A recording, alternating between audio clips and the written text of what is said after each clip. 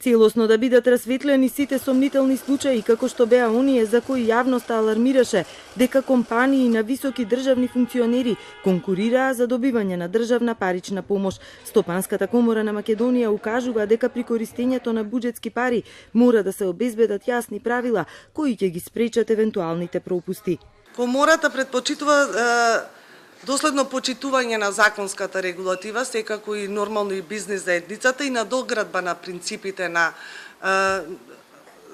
нормирањата, кои ќе овозможат било каква сомнителна ситуација да се расчисти. Целосна поддршка имаат и надлежните институции во насока на расчистување на прашањата кои што беа покренати во јавност.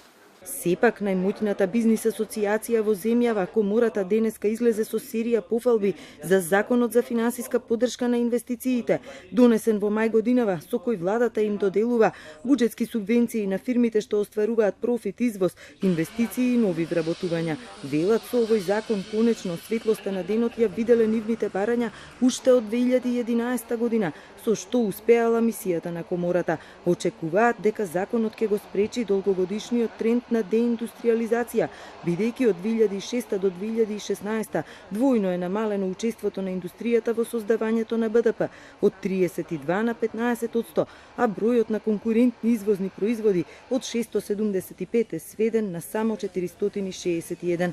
Само големите и успешните компании ќе обезбедат забрзан и одржлив раст, велат од Комората, од каде всушност доаѓа вице-премиерот Кочо Андјушев, клучниот промотор на овој закон.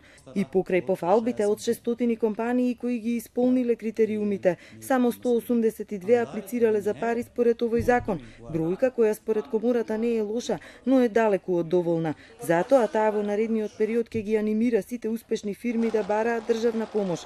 Првите 100 компании што потпишаа договори ги сметаат само како почеток на целиот процес.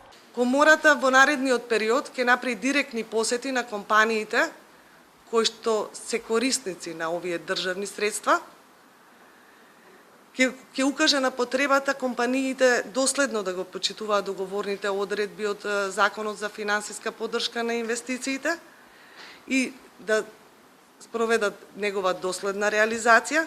Од државата, Комората ќе бара и дополнителни вложувања за бизнисот за оваа година, а тие да продолжат и во наредниот период.